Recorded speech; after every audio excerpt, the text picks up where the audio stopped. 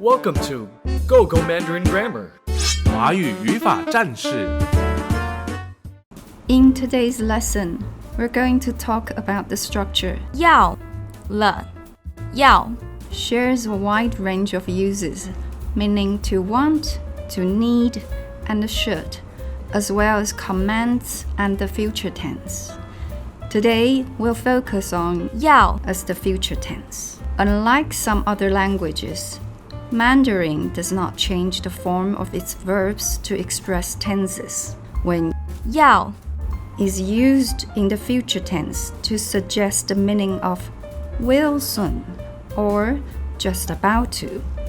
It's normally paired with 了 at the end of the sentence, forming the 要了 structure.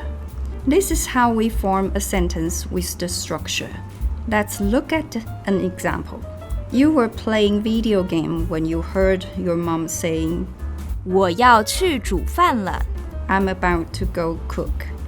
好 Okay, you said. 30 minutes later, her voice came from the kitchen. 饭要煮好了 The meal will be ready soon. 知道了 Got it, you replied.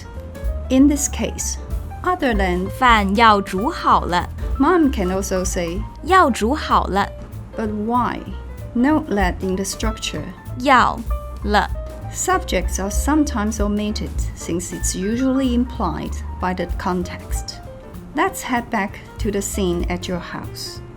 You're completely focused on watching an exciting sports game. 30 minutes later, Mom reminds you, 饭要凉了 the meal will soon be cold. 等一下 Wait a minute, you shout.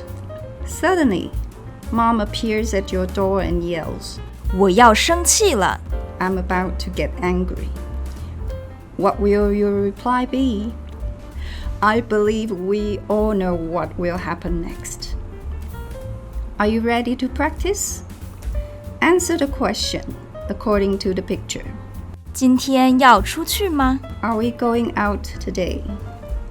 Ready for the answer? 不要要下雨了 No, it will rain soon. Let's try one more. The man is in a rush. What do you think he's saying?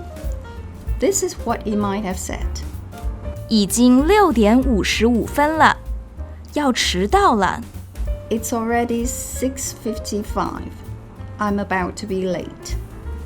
Good job. That's all for today's lesson. Now you've learned the grammar point.